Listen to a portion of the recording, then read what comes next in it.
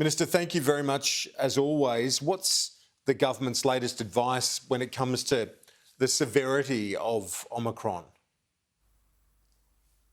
Thanks, Kieran. It's great to be with you. Well, we're continuing to very closely monitor this and to make sure we receive as much analysis and information from around the world, as well as from some of Australia's leading scientific advisors and experts to inform all of our deliberations. But we have been advised that it is appropriate for Australia, as we've done today, to reopen our international borders to international students, to skilled migrants, consistent with what we've been doing in reopening for Australian citizens and permanent residents and their immediate family members to be able to re-enter.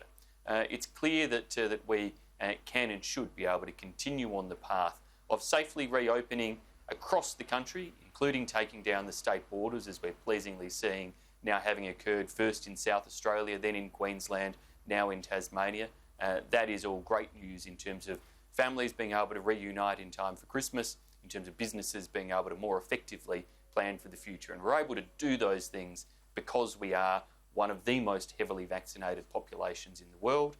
We now have tens of thousands of people turning out on a daily basis to receive their third booster shot, and we're encouraging and making available that to all Australians after the 5-month period, and will soon become one of the first countries in the world to have a comprehensive program that also includes all children as part of that from the age of 5 upwards. So those high levels of protection should give people high degrees of confidence that we can continue to manage COVID and manage it in ways that have saved tens of thousands of lives to date, and will continue to do so because of those high vaccination protections. Do you have any advice in relation to the effectiveness or otherwise of the AstraZeneca vaccine amid reports that it might not be as potent against Omicron as the other variants? Kieran, I don't have specifics vaccine by vaccine. That type of analysis is being done in laboratories here and around the world to really try to step through the efficacy of each of the vaccines and to give the best possible advice. We have acted in that by bringing forward by 1 month the recommended time frame for a booster shot, and importantly, that applies to everyone, regardless of the type of vaccine they have received initially. So that 5-month period for that booster shot, unless you are somebody who's immunocompromised or has special conditions, you should be going and getting your booster shot after that 5 month from your second dose. There are some calls for the booster to be brought forward, though. Or a Moderna. Will you consider looking to boost the funding for GPs and pharmacists that have opted out because they feel the rebate from Medicare hasn't covered their costs? It seems to me to be much more urgent now that this booster program be delivered and expeditiously. Will the government talk to the AMA and others about getting those GPs and pharmacists back into the program, because surely we need all hands on deck? Kieran, will always continue to talk to the AMA, to the pharmacists and so forth in terms of this. The booster payments are consistent with the types of payments that were being provided for second dose shots before. There's no change or reduction in terms of the type of support that we're providing for GPs, for pharmacists, or for the states and territories to administer that.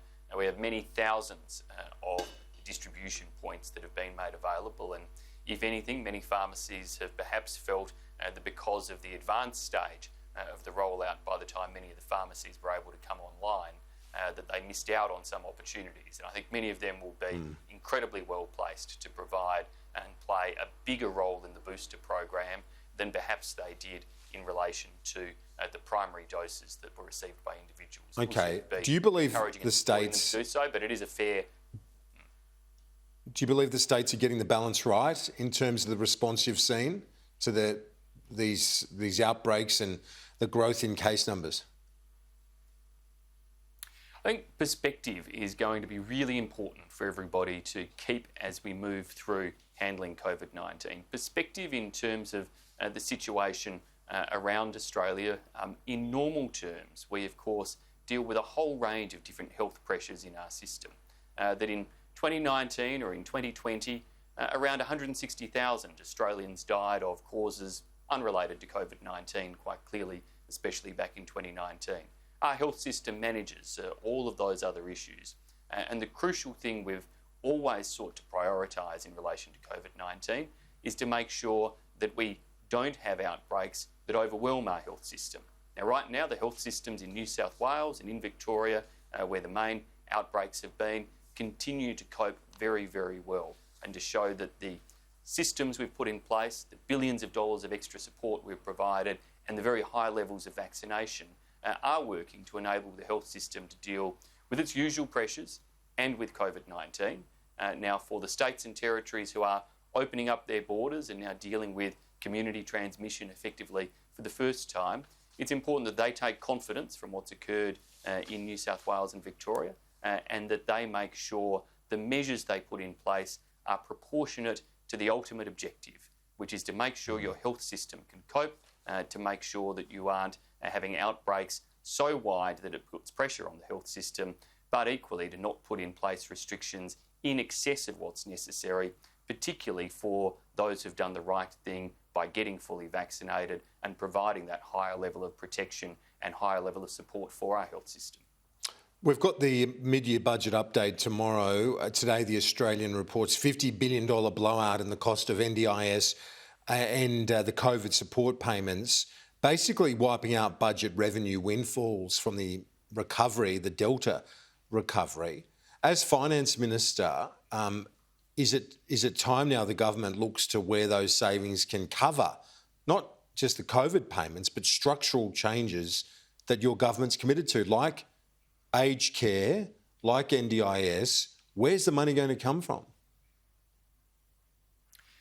Kieran, when the budget update is released tomorrow, people will be able to see, on the one hand, the benefits of a stronger economy, that growth in investment, which has been fuelling stronger growth in employment and stronger economic outcomes overall, which does fuel stronger revenue, that even though we are providing tax cuts in the order of $1.5 billion a month flowing into the pockets of Australian families and households, government revenue is still going up as a result of having a stronger economy and more people in jobs. But it will also show, as you say, the cost of Delta, and that there are real pressures in terms of delivering the type of high-quality services that Australians expect in terms of disability services, aged care services, and of course meeting our national security needs for the future, that mean there is no room for complacency when it comes to careful budgeting. Don't you have to also undertake reform in order to fund those things?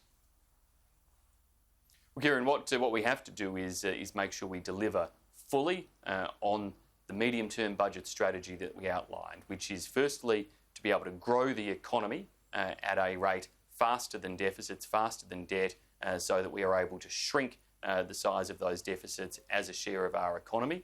Remembering we already have AAA credit ratings, and that's been reaffirmed, and we're one of only 9 developed countries in the world to enjoy that stance of AAA credit ratings across all 3 major ratings agencies. But the second thing, along with growing the economy faster, is there has to be an absolute resolve around restraint so that we can deliver on the priorities like healthcare, aged care, disability services and national security. And it's why when we look to the election next year, the contrast will be strong. Labor keeps talking about free childcare or free TAFE. Well, that all comes at a cost, and it's a cost that just can't be afforded if you're going to have a delivery of those priorities, work towards repairing the budget position by shrinking debt and deficit as a share of the economy, and by getting our economy to grow faster. We can't afford to see massive new areas of spending taken on by an alternate government, nor can we afford to see the types of taxes that they talked about last time, which would cripple economic growth and again hurt that budget repair strategy. You talk about restraint, but can you see why many might be sceptical about the government's argument these days when it comes to restraint? The 9 newspapers, Katina Curtis and Shane Wright, reporting of 11 discretionary grant systems and programs. It is extraordinary how much it is heavily weighted to Liberal seats and marginal seats. Is this as bad as it looks? Kieran, these are 11 programs out of some 1,700 different grants programs that operated over the time frame they were looking at. So it's an incredibly selective approach in terms of looking at them, and it seems to have decided... Well, they've done the discretionary programs. The others are, by and large, are not discretionary. These are discretionary. And where the discretion's been used is all one way. Well, Kieran, they've done programs that are structured to focus on regional communities in some places, on drought-affected communities in some places. The seat that is highlighted as having amongst the highest grant revenue and receipts in the country is Maranoa. It's not marginal, it's a safe National Party seat in Queensland. But it's also a seat that was heavily impacted by drought. It's a vast regional community. Unsurprisingly, it receives a large share of drought programs or a large share of programs in relation to supporting regional communities. That what should about be a Bass? Surprise to anybody. What about Corangamite? And Kieran, these again, Bass is a seat that has some significant pockets of regional Tasmania that it operates in. It doesn't include, though, out of the more than 1,600 programs that have not been looked at, it doesn't include, for example, tens of millions of dollars of grants that have gone into Anthony Albanese's seat in relation to NDIS community payments. So it depends on how you want to carve up the list that you look at. This has been drawn up in a very selective way. Now, well, as I said, they've looked at the discretionary programs. It seems to make sense. But if they're looking at government judgments, you look at the discretionary programs, the discretion here, 19,000 grants, it's pretty telling. Kieran, we continuously make improvements to the grants programs in response to Auditor General's reports and other analysis to ensure that they are administered as fairly and efficiently and effectively as possible. We also, of course, use grants programs, sometimes using ministerial powers or non-competitive approaches to be able to deliver things such as the extraordinary support to the childcare sector during COVID-19 or to the aged care sector during COVID-19. They were grants programs, and they were grants programs done as the most efficient way to get support into community organisations that needed it, to get them through extraordinary times. That means they weren't following all of the competitive grant guidelines rules, but that's why you have those opportunities to be able to do that type of thing when and where it's needed. Finance Minister, I appreciate your time today and throughout 2021. All the best to you and the family for a happy and safe Christmas. Thank you. Thank you, Kieran, to you and your team and all of the audience.